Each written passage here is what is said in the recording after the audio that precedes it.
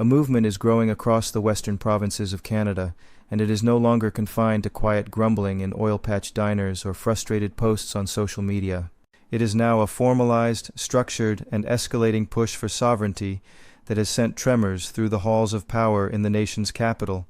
The conversation about separation from the Canadian Confederation has intensified dramatically since the current federal administration secured another mandate. This is not a work of fiction or a fringe conspiracy theory. It is a jaw-dropping political reality that has delivered a shock to the entire Canadian establishment. At the center of this storm are the provinces of Alberta and Saskatchewan, fueled by explosive claims suggesting they have garnered attention and potential backing from powerful interests south of the border.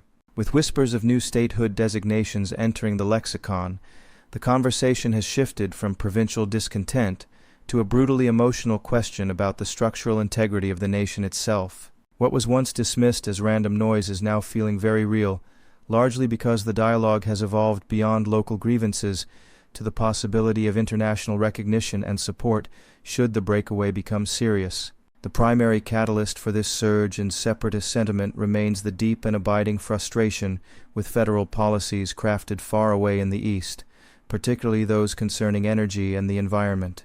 Many in the West view these policies not as national strategy but as targeted impediments to their way of life. They are seen as decisions made by people who do not live on the land, do not work in the industries being regulated, and do not have to face the economic consequences of those regulations. Over time, that frustration has ceased to be merely political.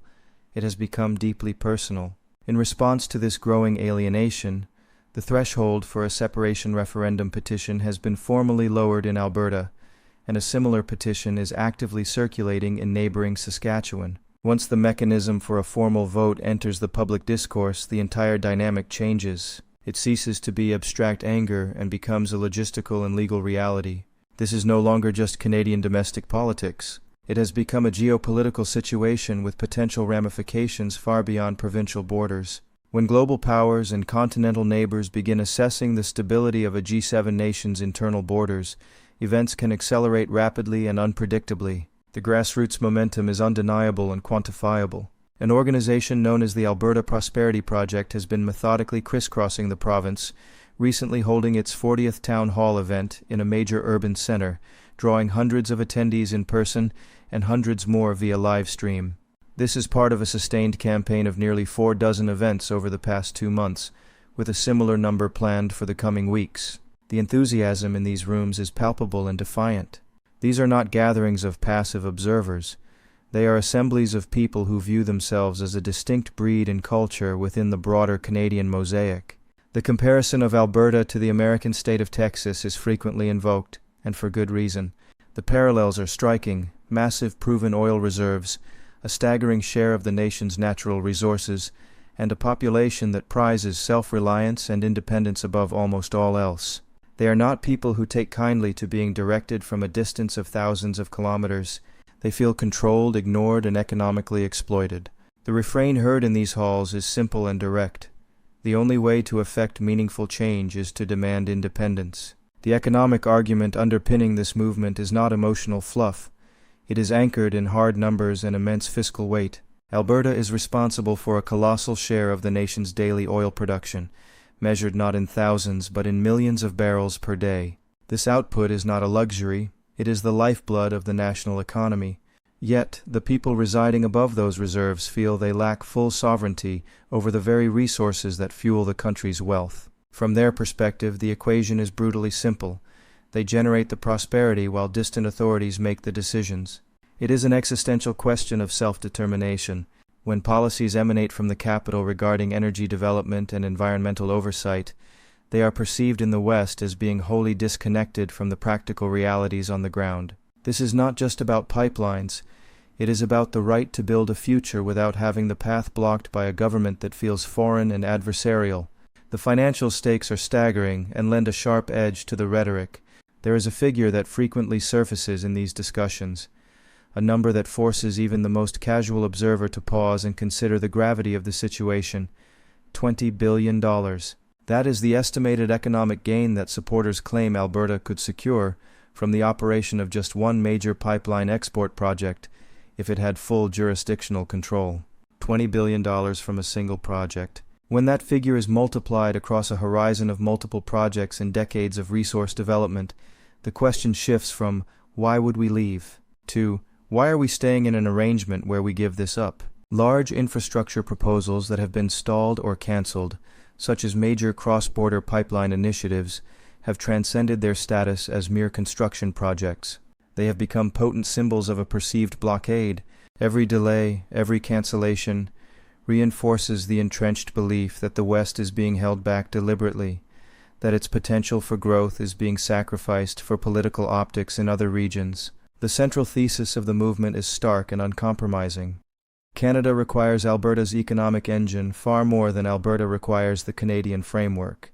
When the scale of the revenue transfer and economic contribution is laid bare, it becomes difficult to dismiss the mindset entirely, even if one disagrees with the conclusion. The feeling is that of an abusive partnership, one where the Western partner sees its way of life as being at existential risk due to the whims of the dominant counterpart. However, before anyone assumes that a province can simply hold a vote and walk out the door, it is critical to understand the formidable legal reality. Under existing Canadian constitutional law, unilateral secession is not permitted. A province like Alberta or Saskatchewan cannot simply declare independence and expect it to be legally recognized, even if a referendum were to pass with a substantial majority. The path is not that straightforward, yet there is a significant legal nuance that fuels the movement's strategic planning. A landmark ruling by the nation's highest court established a crucial precedent. If a clear majority of the population votes affirmatively on a clear question of secession, the federal government is legally obligated to enter into negotiations. It cannot ignore the vote. It cannot dismiss the result out of hand. It must come to the table. This creates an incredibly unstable and politically charged gray zone. While the province would not be independent the morning after the vote, the political pressure would be immense and unavoidable. No federal government could credibly pretend that nothing had changed after millions of citizens voted to dissolve the political union. It forces a negotiation process that the federal government would likely prefer to avoid entirely. Financial markets despise uncertainty, and the prospect of a protracted constitutional negotiation would inevitably trigger volatility and risk recalibration. Keeping the country stable under those conditions becomes exponentially more difficult than most people anticipate. The situation is further complicated by the suggestion of external interest. The mere possibility that officials in Washington are even peripherally monitoring the situation or assessing the future of the Western Energy Corridor is significant. Recognition from a global superpower and primary trading partner would completely alter the calculus of any separatist movement. It moves the goalposts from a domestic legal battle to a matter of international relations. And standing in the wings, watching every procedural step taken by its neighbor, is Saskatchewan. The same economic frustrations, the same sense of dismissal from the federal center, and the same reliance on resource extraction are deeply embedded in Saskatchewan's identity. If Alberta were to take the first definitive and serious step toward a referendum, it is difficult to imagine Saskatchewan remaining a passive and silent partner within the existing federation for long. The prospect of a domino effect becomes very real. One province makes a credible move, and suddenly, the idea of staying in a union that feels disadvantageous ceases to be an impossible dream for others. A chain reaction in the Prairie region would not represent a small political spat. It would represent a seismic shock to the entire architecture of the country. That is precisely the scenario that generates profound concern in the corridors of federal power. Beneath the economic data and legal arguments lies a deeper, more visceral emotional current. There is a prevailing sentiment across large swaths of the prairies that they have never been treated as a full and equal partner since the earliest days of Confederation. Some residents compare their entry into the nation unfavorably to that of other provinces, arguing they were given less negotiating power and less control over their own affairs from the very beginning. Whether that historical assessment is entirely accurate is secondary to the fact that the perception is widespread and deeply felt. For a growing number of people, this is not just a political argument, it is unfinished business and a matter of personal dignity. They see their homeland as a resource colony, a place that exists solely to fund the ambitions of a distant capital.